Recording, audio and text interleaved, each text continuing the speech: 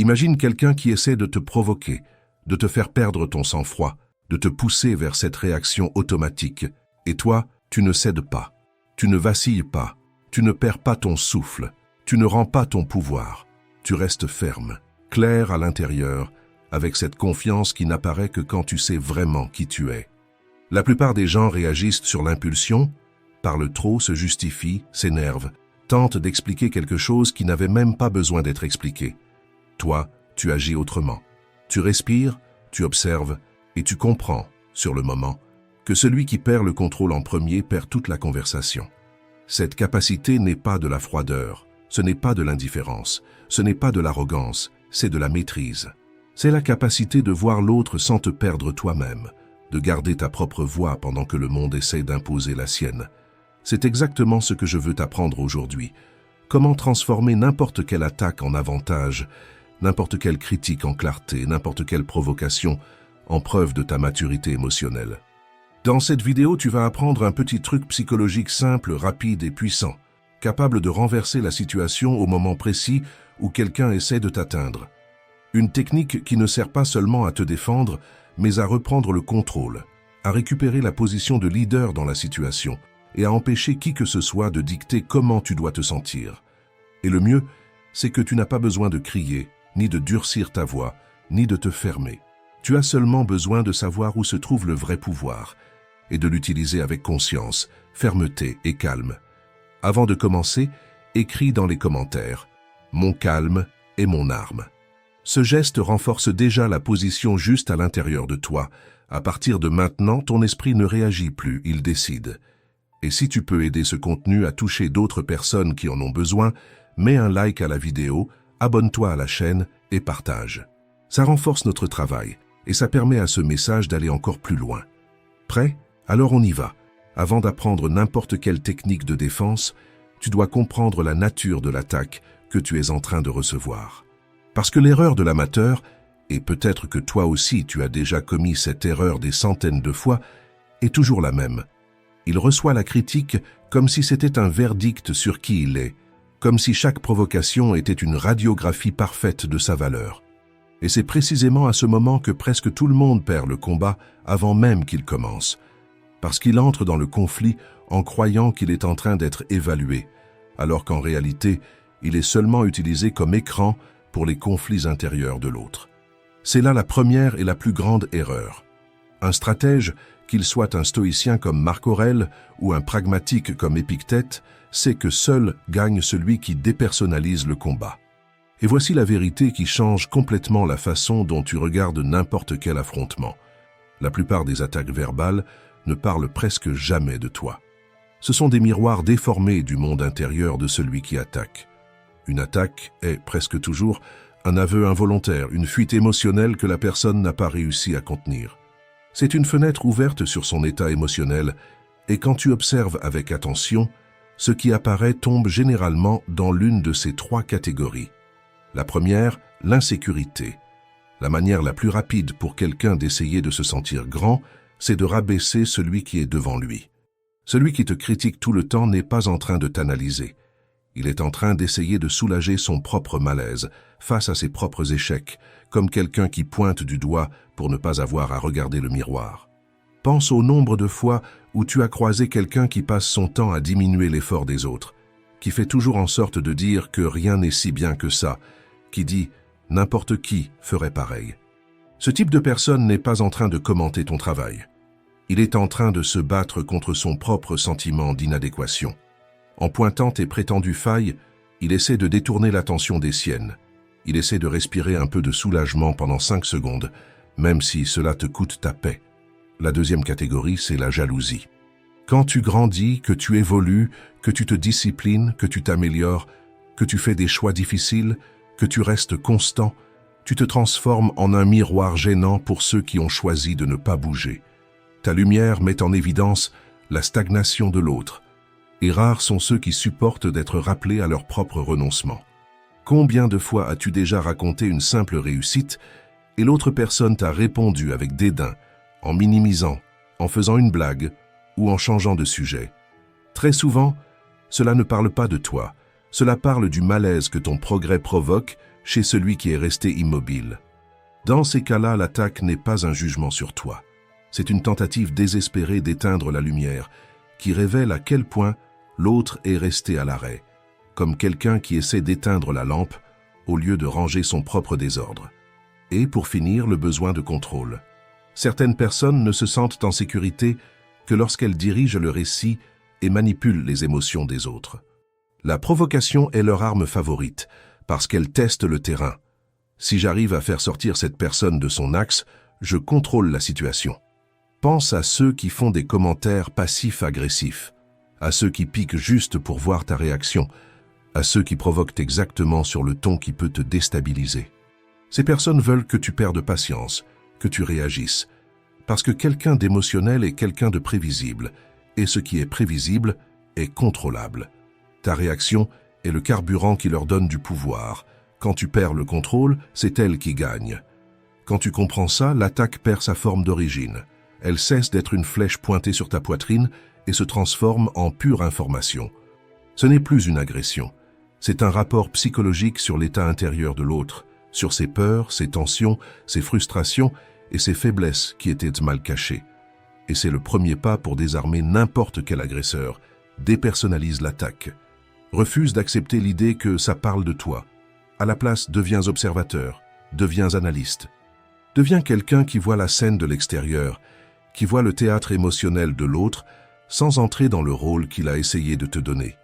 Ce petit changement de perspective change tout. Tu sors du rôle de cible et tu entres dans le rôle de celui qui voit avec clarté, de celui qui commence déjà à gagner avant même de réagir. À partir de là, avec calme, précision et objectivité, tu peux faire le premier mouvement. Tu as diagnostiqué l'attaque, tu as vu qu'il ne s'agissait pas de toi. Et maintenant, enfin, tu es prêt à agir à partir de la faiblesse de l'autre, et non à partir de la tienne. Il existe un mouvement qui paraît paradoxal, presque à contre-courant de la logique instinctive du corps. Quand quelqu'un t'attaque, ce qui fonctionne, ce n'est pas avancer, c'est arrêter. C'est ne pas bouger à l'intérieur, c'est suspendre tout élan avant qu'il ne devienne réaction. C'est retenir ta respiration émotionnelle, comme quelqu'un qui empêche un incendie de commencer. La personne ordinaire, quand elle est touchée, tombe toujours dans les deux mêmes chemins prévisibles.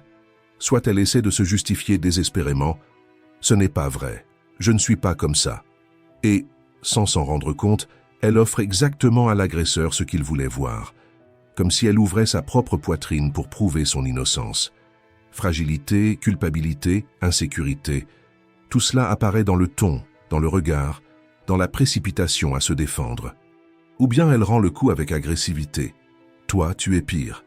En plongeant dans le même niveau émotionnel que l'autre, en acceptant la guerre que l'agresseur avait préparée, en entrant dans une arène qu'elle n'a pas choisie, et en devenant une pièce de son jeu, réagissant exactement comme il l'avait prévu. Le stoïcien ne choisit aucun de ces chemins, parce qu'il comprend quelque chose que le reste du monde ignore. L'émotion est le carburant dont l'agresseur a besoin pour garder l'attaque en vie. Si tu lui offres ce carburant, le feu grandit, le conflit se répète, le piège se referme, et tu perds avant même de t'apercevoir que tu es entré dans la bataille. C'est pour ça que le premier pas est simple, brutal et profondément stratégique. Couper l'alimentation émotionnelle, comme fermer la valve du gaz avant que l'étincelle ne trouve un chemin pour exploser. La technique, c'est le silence calculé, le visage neutre, la présence ferme, comme une statue qui observe le vent sans jamais s'incliner. C'est la posture de quelqu'un qui sait que répondre est optionnel, de quelqu'un qui n'a rien à prouver à personne, de quelqu'un qui domine entièrement son territoire intérieur. Quand l'attaque arrive, que ce soit une insulte, une critique ou une provocation, tu ne réagis pas. Ton expression ne vacille pas, ton corps ne trahit aucune tension, ta voix ne se précipite pas pour te défendre, ta poitrine ne monte pas et ne descend pas dans un rythme désordonné, rien ne montre que tu as été touché. Tu restes juste là, entier, avec un calme tellement absolu qu'il ressemble presque à de l'indifférence, presque à de l'ennui, et ça perturbe n'importe quel agresseur, parce qu'il ne sait pas quoi faire face à quelqu'un qui refuse d'entrer dans le théâtre émotionnel qu'il avait mis en place. Ton visage devient pierre, ton regard reste stable, pas avec de la colère, pas avec de la supériorité, mais avec une curiosité distante, comme si tu observais un comportement humain intéressant, pas une menace réelle. Et alors, tu laisses ces mots tomber dans l'air, sans aucune réponse. Ils se heurtent au silence que tu crées et se désintègrent. Ils disparaissent dans l'absence de réaction. Ils meurent avant de te toucher, comme des flèches qui perdent leur vitesse avant d'atteindre la cible. Cette absence de réaction est l'une des démonstrations de pouvoir les plus déstabilisantes qui existent. C'est un bouclier impeccable, infranchissable, parce qu'en ne réagissant pas, tu renvoies à l'agresseur tout le poids de sa propre attaque. Il a projeté de l'énergie, préparé le coup attendu du conflit, du drame, des justifications, et il reçoit un mur de tranquillité. Un vide qui le désarme, qui l'expose, qui le place face à son propre excès, comme s'il se voyait soudain dans un miroir, en réalisant la dose de ridicule de son propre comportement. Tu lui refuses la victoire qu'il imaginait, et ça fait plus mal que n'importe quelle réponse bien affûtée. Son objectif était de te déséquilibrer, de te voler une réaction impulsive, de prouver qu'il avait un certain contrôle sur ton état émotionnel. Mais quand tu restes entier, silencieux, imperturbable, tu montres, sans dire un seul mot, qu'il a échoué de manière humiliante. Dans le silence qui suit, son agressivité reste nue. Il devient le seul déséquilibré, le seul exagéré, le seul qui semble irrationnel. Tu démontes toute sa structure émotionnelle sans lever un doigt. Sans ennemi pour se battre, son élan meurt. C'est comme frapper un fantôme. Toute la force se perd dans l'air et l'attaquant ressent le poids de son propre ridicule en comprenant qu'il est en train de se battre contre le vide. Ce calme n'est pas de la passivité, c'est de la force stratégique dans sa forme la plus élevée. C'est dire, par ta présence, par ta posture, par ton contrôle, « Tu es tellement petit pour moi, tellement insignifiant, que tu ne mérites même pas que je fronce les sourcils. » Maîtriser ce premier mouvement est essentiel. C'est lui qui te donne du temps, de l'espace mental et de la clarté pour choisir le deuxième pas, celui où tu reprends complètement le contrôle de la situation et où tu conduis la conversation exactement là où tu veux. Tu as absorbé la première attaque, tu as montré que tu sais te protéger, que tu ne te blesses pas en essayant de prouver quoi que ce soit, que tu n'es pas quelqu'un qu'on renverse facilement, que ton centre ne se brise pas avec le bruit extérieur. Et c'est justement pour ça que maintenant, ton opposant est confus, désorienté, en train d'essayer de comprendre comment sa tentative s'est simplement perdue dans ton silence, comme si elle avait été lancée contre un mur invisible. Tu n'es pas entré dans son jeu, tu n'as pas réagi à l'impulsion, tu n'as pas offert la réponse émotionnelle qu'il attendait. Tu es resté ferme, entier, impénétrable. Rien que ça suffit déjà à désarmer beaucoup de monde, parce que l'agresseur attend du chaos. Il n'attend pas de la maturité. Maintenant vient le deuxième mouvement, dévier. Et voici le secret. Dévier, ce n'est pas contre-attaquer, ce n'est pas élever la voix, ce n'est pas répondre sur le même ton, ce n'est pas montrer qui commande. Tout ça, c'est exactement ce que l'agresseur attend. C'est le terrain où il se sent à l'aise. C'est la danse émotionnelle qu'il a déjà répétée des dizaines de fois. Dévier, c'est autre chose. C'est élégant, c'est psychologique, c'est stratégique. C'est comme tirer le tapis émotionnel sous les pieds de quelqu'un sans jamais lever le petit doigt. C'est le sortir du scénario qu'il avait en tête. C'est frustrer son attente sans avoir besoin de montrer de la force physique ni verbale. Quand tu dévies, tu retires le focus du contenu de l'attaque et tu mets la lumière sur l'intention derrière. Et ce changement subtil est dévastateur pour celui qui a essayé de te toucher, parce que, d'un coup, il doit faire face à ce qu'il voulait éviter. Sa propre motivation, sa propre impulsion, sa propre fragilité. Et tu fais ça avec des questions calmes, simples, presque innocentes de l'extérieur, mais chirurgicales à l'intérieur. Des questions qui démontent la narration émotionnelle que l'agresseur tentait de construire et obligent la personne à réfléchir là où elle voulait juste blesser. Voyons ça en pratique, maintenant avec encore plus de profondeur, comme si on était à l'intérieur de la scène. Premier scénario, la critique agressive. Imagine la situation, tu es au travail, tu viens de rendre une tâche, peut-être que tu as même passé des heures à revoir chaque détail et ton chef lâche, sans te regarder dans les yeux. Ce rapport est une catastrophe, on dirait vraiment que tu n'as même pas essayé. Ce type d'attaque porte deux couches, du mépris et du jugement. C'est dit vite, sans te laisser respirer, parce que l'objectif est de te faire réagir avant que tu ne raisonnes. La réponse faible serait quelque chose comme « Bien sûr que j'ai essayé, j'y ai passé des heures ». Là, tu tombes directement dans le piège. Tu te justifies. Tu tentes de sauver ton nom. Tu essaies d'éteindre un incendie émotionnel qui n'aurait même pas dû commencer. À ce moment-là, tu prends exactement le rôle que l'agresseur voulait attribuer, celui de l'accusé. Maintenant, regarde le dévier en action. Tu respires, tu relèves le regard doucement, tu gardes ton calme et tu demandes « Je vois. Qu'est-ce que tu attendais exactement comme résultat? De quelle manière penses-tu que je pourrais m'améliorer? Observe ce qui change. Tu as retiré le focus du rapport et tu as mis la lumière sur le processus mental de celui qui critique. Maintenant, c'est à lui de définir des critères, d'expliquer des standards, de justifier des attentes. Et la vérité, c'est que la plupart des critiques agressifs n'ont rien de tout ça structuré. Ils savent blesser, mais ils ne savent pas orienter. Ils savent mettre la pression, mais ils ne savent pas expliquer.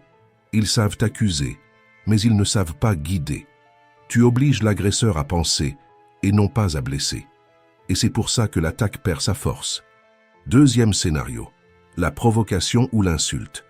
Imagine la situation. Tu es avec des amis, la conversation coule bien, et d'un coup quelqu'un lâche, peut-être en riant, peut-être en voulant te couper. Tu dois toujours faire celui qui sait tout, hein? Ce type de provocation n'est pas une blague.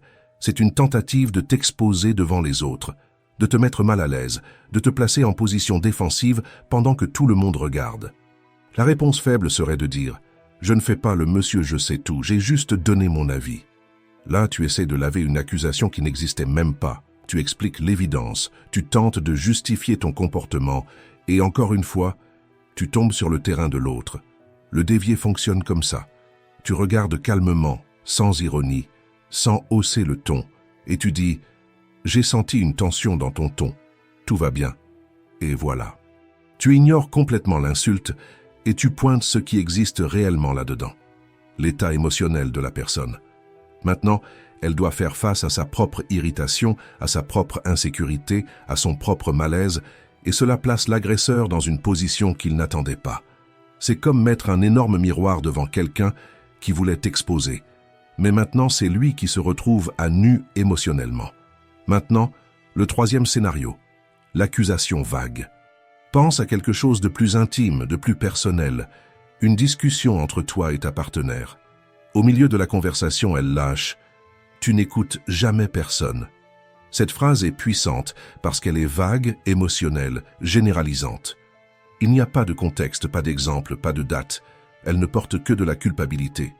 C'est le genre d'attaque nébuleuse qui essaie de te laisser sans repère. La réponse faible serait « Bien sûr que j'écoute toujours ». Et en te défendant ainsi, tu légitimes une accusation qui n'avait même pas été construite de façon concrète. Maintenant, regarde le détour. Merci de me dire ça. Tu peux me donner un exemple concret pour que je comprenne mieux.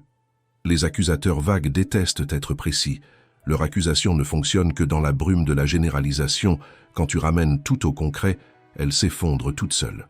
C'est comme tirer un rideau de fumée et découvrir que derrière, il n'y avait rien. Juste la projection d'une émotion mal gérée. La clé de tout ça est dans ton ton.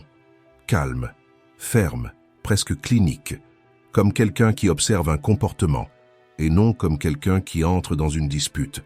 Sans sarcasme, sans irritation, sans précipitation. Tu agis comme quelqu'un qui n'a pas besoin de gagner contre qui que ce soit, seulement de garder sa propre paix et son propre avantage psychologique. Tu as réfléchi l'attaque, tu as dévié l'énergie, et tu as fait en sorte que l'autre se perde dans sa propre posture, coincé dans sa propre contradiction. Maintenant, tu tiens le contrôle de l'interaction. Et le contrôle émotionnel, c'est le contrôle du récit, parce que celui qui reste calme dirige la conversation, dirige l'ambiance émotionnelle et définit tout le déroulement de la situation. Quand tu seras prêt, on passe au mouvement final, le plus puissant de tous.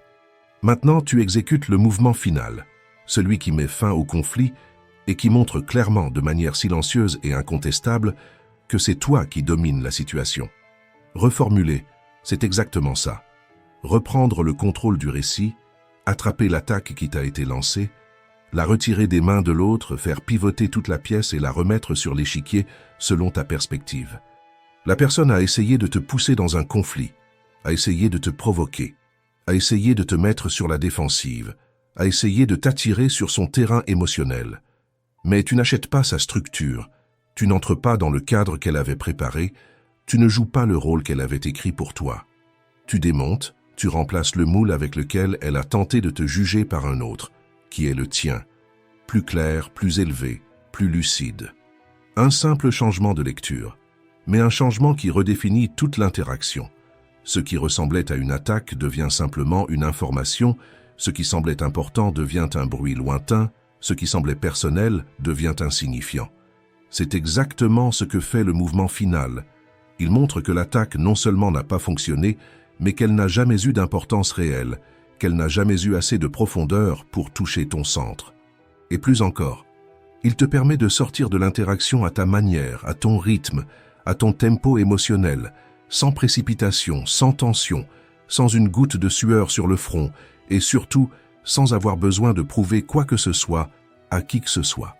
Tu clôtures la scène avec dignité et maîtrise, parce que quelqu'un qui voit avec clarté sera toujours plus grand que quelqu'un qui réagit par impulsion. Pense à ce scénario. Quelqu'un déverse des critiques agressives, piétine tes efforts, essaie de rabaisser ton travail.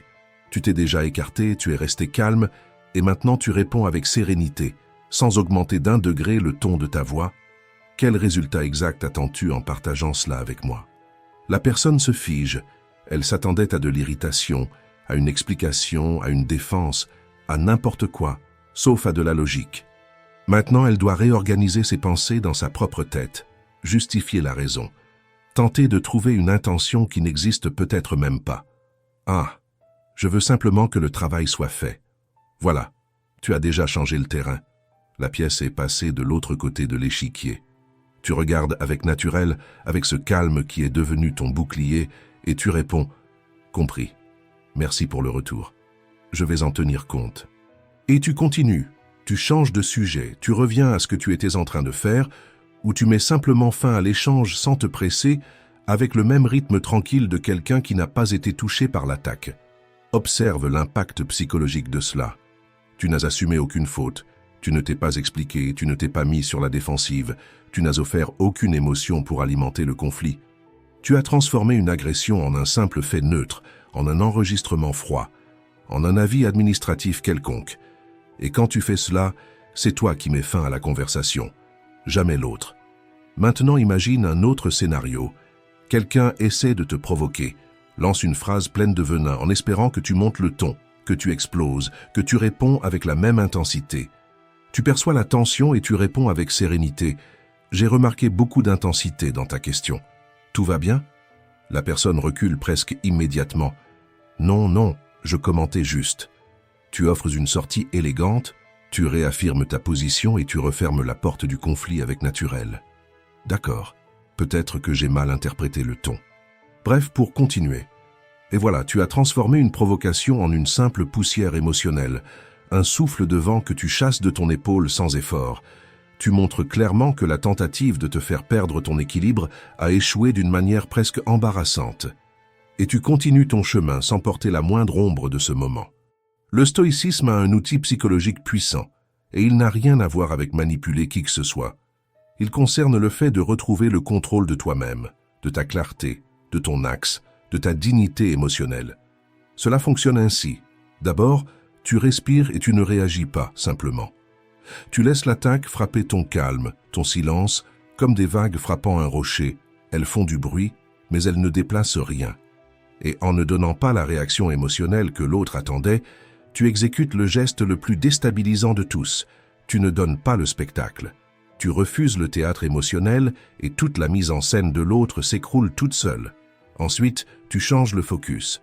Au lieu d'accepter l'attaque comme personnelle, tu poses des questions logiques, directes, épurées, qui exposent l'intention, le malaise ou l'émotion cachée de celui qui attaque. La personne se rend compte soudainement que tu n'as pas acheté le conflit, que tu n'es pas tombé dans le piège, que tu n'es pas entré dans le jeu émotionnel qu'elle avait préparé. Et alors vient la partie finale, celle où tu reprends la narration. Tu traites l'attaque comme une information sans importance. Tu retires le poids que l'autre a tenté de lui donner et tu remets l'échange à tes conditions, sur ton terrain, à ton rythme. Tu ne réagis pas. Tu guides. Tu n'es pas tiré. Tu conduis. Tu n'es pas une ombre, tu es l'axe. Cette méthode n'existe pas pour gagner des discussions. Elle existe pour montrer, de manière silencieuse, ferme et mature, que tu ne peux pas être ébranlé. Qu'aucun stratagème, aucune provocation, aucun théâtre émotionnel n'a accès à ton centre. Et ce pouvoir est à la fois si subtil et si fort que, après l'avoir vécu une seule fois, la plupart des gens y réfléchissent à 2 fois avant de tenter de te déstabiliser à nouveau. Ils comprennent très vite que chercher à te provoquer, c'est gaspiller de l'énergie. C'est jeter des pierres contre la mer en espérant qu'elle réagisse. Le monde est rempli de petites agressions, de disputes de statut, de jeux d'ego, d'insinuations mesquines, de conflits qui surgissent au travail, dans la famille, dans les relations, sur les réseaux sociaux, partout. Et la majorité répond avec impulsivité, avec bruit, avec réactivité, avec la blessure à vif. Mais maintenant, toi, tu as quelque chose de différent.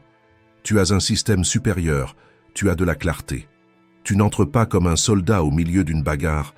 Tu observes tout d'en haut, comme un général qui respire profondément, qui voit loin et qui choisit son prochain mouvement avec calme et stratégie.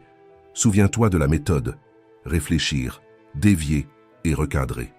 Entraîne-toi jusqu'à ce que cela ne soit plus un effort conscient, mais un réflexe intérieur, jusqu'à ce que ton esprit apprenne à ne pas se précipiter sous le coup de l'émotion et, au contraire, à répondre avec lucidité, comme quelqu'un qui voit toute la scène avant d'agir. Avec le temps, tu vas sentir le changement se produire en toi. Tu vas remarquer que tu ne t'effondres plus au moindre coup, que ta paix ne se déchire plus à la première provocation, que la force des autres ne trouve plus de terrain fertile pour t'ébranler. L'agression arrive jusqu'à toi et perd simplement de sa puissance, comme une vague qui frappe le rocher et revient affaiblie.